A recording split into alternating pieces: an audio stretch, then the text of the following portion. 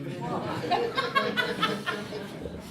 go by a few names. My mother named me Mark, but one of my ancestors was named Milo. And there's a story behind that I won't tell, but so I call myself sometimes Milo, sometimes Mark, sometimes Milo Mark. Could be anything. But I am happy to be here today because I get to MC the best concert. This one. You guys have the best tellers right here. And you're going to hear it. So we'll start right away. Oh, no, we won't. First, we're going to do this. It will remind everyone else. If you have a cell phone on. That's a fancy phone. That looks like mine.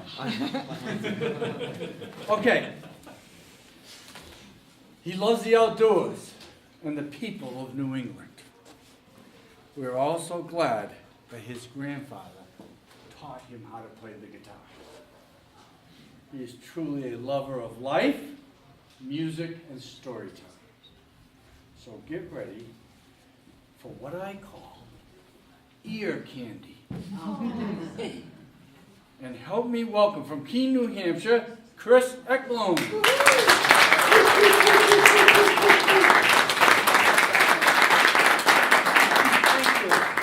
Thank you so much, everybody. I see the smiles, and it instantly puts me at ease and in a good mood.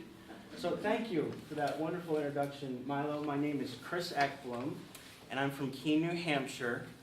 And this is my first time at Waterville Valley.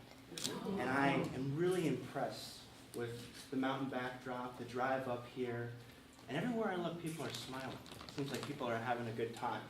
So, my grandfather did teach me how to play guitar, and this is his old guitar. This is a vintage 1944 Gibson Jumbo J45. And I thought I'd bring this jumbo guitar because I got a jumbo story to share. Does anybody here like to hear stories? Oh, yes. Okay. That's great. Well, I've been playing guitar and telling stories for the past 10 years, but I've been playing guitar for probably the past 18. And when I was 11 years old, I was very lucky when my grandfather placed his guitar in my hands and I learned how to play it. And I think one of the best gifts we can give our kids is the gift of music and the gift certainly of sharing those stories and those tales with everybody. So today I'm going to be sharing with you a favorite folk tale of mine. It's called John Henry and the Railroad. You may have heard of this particular story before. I put a little extra love into the telling of mine. And I hope you'll be able to hear and follow and feel the love, because that's where the source of this story comes from. So the name of this story is John Henry and the Railroad. A long time ago, when the president was Abraham Lincoln, among many documents he signed, one very important document was called the Emancipation Proclamation. This document basically abolished any form of slavery and prohibited any one man to own another. A very important part of history, because now the economy saw tens of thousands of new workers entering the economy with new vigor and new energy. This new free nation was growing. And out of those tens of thousands of freed slaves, John Henry was one of them.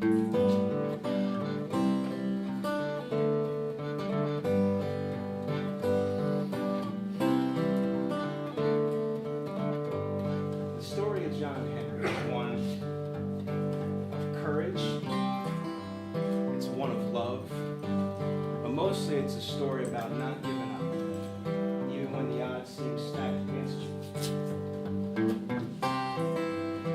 About digging down deep and finding out what you're made of, and about never, ever, ever giving up.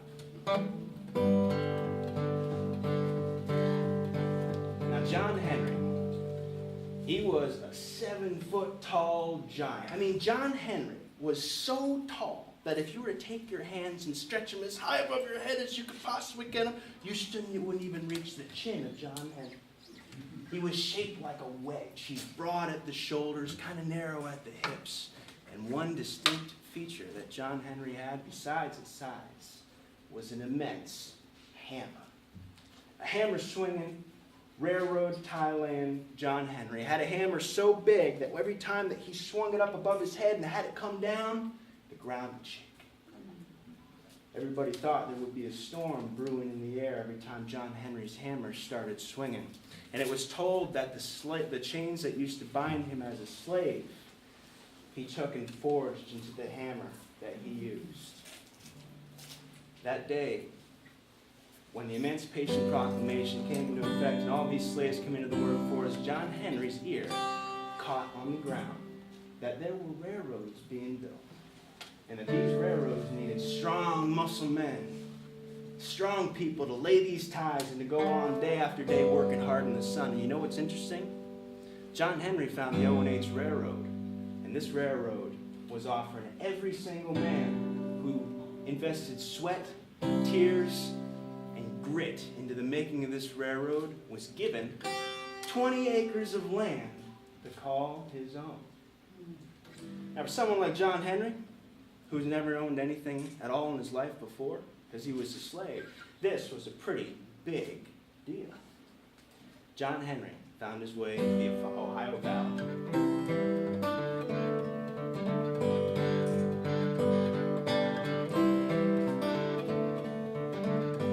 He looked down over that horizon and he saw green land. He saw a railroad being built south. He saw hundreds of workers working hard, laying those railroad ties down. And he decided that he'd go and find opportunity for himself. And he went down there and he found himself the man in charge. Now, John Henry, 7 foot tall, as high as you could reach your hands, still not being able to touch his chin. Men working on that gang saw his shadow before they saw John Henry himself. The foreman saw the shadow and he looked up at this giant silhouette coming up from the horizon. Every man stopped what they were doing, and all the hammers that were swinging stopped to see John Henry coming in. Big silhouetted man comes in and says, "Who's in charge here?" Big barrel-tone voice. He looks around and says, "Who's in charge?" And the foreman that had spotted his shadow before spotting John Henry said, Well, that'd be me here, sir. What can we do for all of you, sir?" "I hear that there is a railroad being built and that any man who puts in sweat equity in this railroad gets 20 acres of land. Now, you tell me, young sir, is that a fact?" Well, yeah, that's a fact, but we got enough help, and we certainly don't want anything else to do with the sizes of you, young sir. Why don't you just go on back where you came from, you and your canyon-sized shadow?" Well, John Henry wasn't one to back down. Remember that big heart I was telling you about? And not giving up when times seem like they're kind of going against you? John Henry looked at that foreman straight in the eye and says, "Mr. Foreman," he looked down and said, "Mr. Foreman, I can bet you a spot on your railroad gang that I can drive 3 steel spikes into the ground with 3 swings."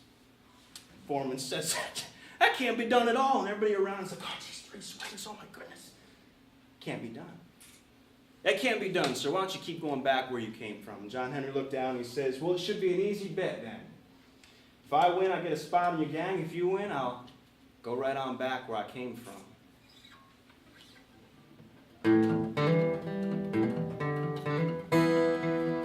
Well, bet was made, and John Henry very carefully laid 3 spikes out in front of him. He took his long hammer by his side.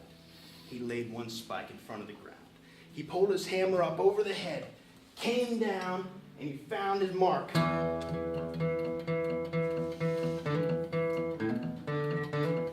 Down that hammer came so quickly the ground started to shake. The second spike John Henry laid right next to the first one. He swung his big hammer up over his head, and it came down. Come down a second time. From the top of his his head, landed on top of the spike. That second swing found its mark too. Gasps swept across the crowd. Everybody in disbelief saw 2 steel spikes go down with just 2 swings. The third was all that was left before John Henry got his spot on the railroad gang. That third spike, trembling there in front of him, John Henry smiled at that spike and took his hammer, swung it up over his head, and down a third time. That spike went down in the ground. The ground started to shake. Everybody looked around and they thought they saw a storm coming to town. John Henry's hammer lit sparks. Fire, energy, passion went into every swing. Well, that very same day, John Henry earned him spot, that place on the railroad gang that he was just reaching for. And that land that he needed and that he wanted so bad was now possibly in sight. He could just about taste it. Well,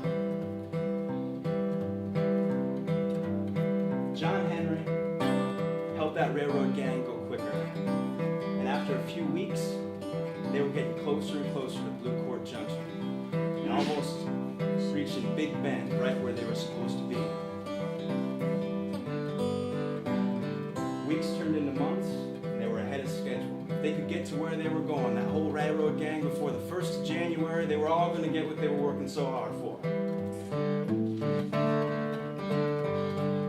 Well, one particular day, that track that they were laying and those spikes that John Henry was driving into the ground, that soon began to welcome an unwelcome friend. Those steel rails were like veins, piercing the horizon, going out into the setting sun sky. And riding in on those veins came a steam train locomotive. Now, some of y'all know what was attached to that steam train. It was something called a steam drill. Now, if you can imagine, a huge locomotive steel and iron engine. And out of the side of it, there was a bar. And at the end of that bar, there was a piston at the end that shot steel spikes with steam straight into the ground, faster and harder than any human being could. Well, this locomotive rolled in on the track, and that foreman was able to see in the distance. He saw a shadow coming, and he saw that the locomotive wasn't stopping, and they came and parked right next to everybody there working on the railroad.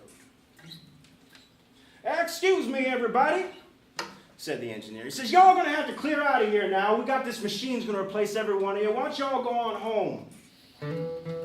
A gasp swept across the crowd again. How was this possible? We were getting to where we needed to go, right when we needed to do it.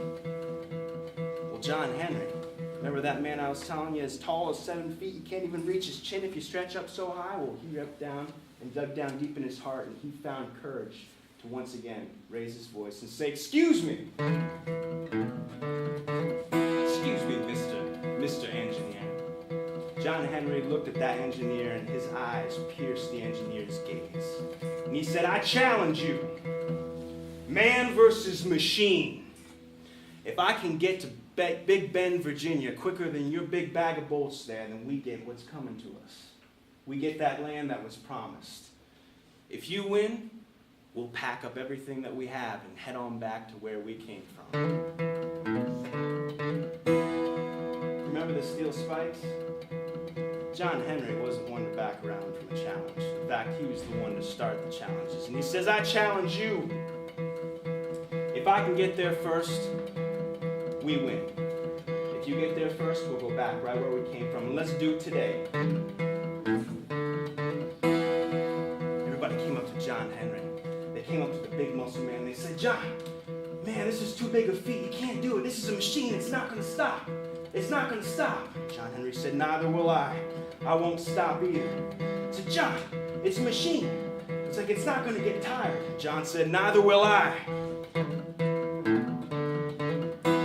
Well, that day, as the sun was setting, and as those steel veins pierced the horizon in the setting sun, a wind started to stir.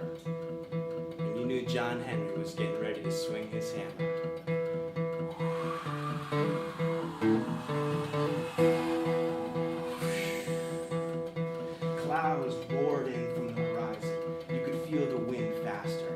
saw a bunch of railroad workers on one side of the track on the left. In the center stood John Henry and his hammer. On the right side of those tracks, that big old steam drill sat on its trails, just sitting and just waiting for John Henry to make the first move. Foreman said, "All right, we're gonna have a clean competition. We got the steam drill on one side and John Henry on the left. First one to get to Big Bend, Virginia wins." And John Henry took his hammer, and he took his sized hands like catcher's gloves. He wrapped his hands around that hammer so tight and started squeezing so tight you'd swear he was trying to sand something down into a toothpick. John Henry was ready.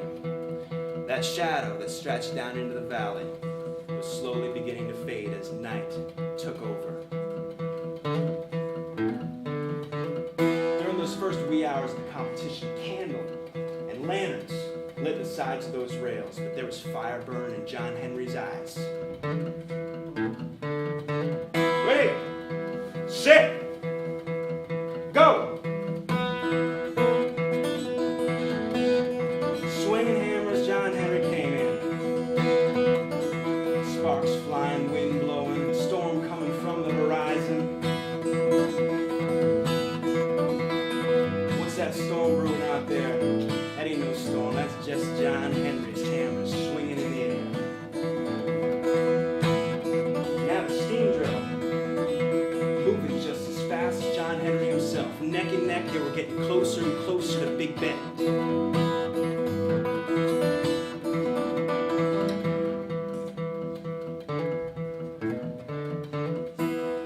That long night, last John Henry's hammer swinging and that locomotive steam drill just plowing along right to his left. Neck and neck, they finally got to Big Bend, where they saw in front of them this huge rock, this monolith of sedimentary rock that they had to blast through, and John Henry only had one hammer, and the steam drill was right behind him. So he dug down deep, and he said, "All right, mountain, you're gonna move or I'm gonna move you." John Henry's hammer raised up above his head one last time, and it came down with more force than you could ever imagine. Driving that hammer into the mountain as hard as he could, all you could see was dust. John Henry's hammer went into that mountain harder and harder and harder, and you'd swear that storm was brewing up to be a whole tornado. Hours and hours flashed by. John Henry didn't quit. That steam drill was getting further and further behind him. Finally, at the very end, John Henry's hammer took one final swing from the top of his head, and he crushed it down in front of him, and rock exploded everywhere, and he reached the end of the tunnel. That rock was moved, pulverized, vaporized. The only thing left in its track was a trail full of dust. John Henry, standing there, his wobbly self, the foreman came over, the one that doubted his strength, came over and lifted him up on the side. He said, "Come on, John, we can do it." And John Henry, teetering on the two legs that had got him through a mountain, slowly, clumsily, comes down to the ground and sits.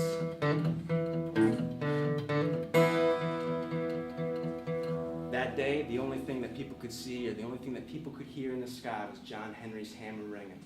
And the story, as you're used to hearing, may end there at the cost of John Henry's life. But however, this tale has a different ending, because John Henry, he got that land he was looking for. He got that 40 acres of land to call his own, because he put every ounce of his strength and every ounce of his gut and grit into making that thing happen. He set his mind to something, and he followed through.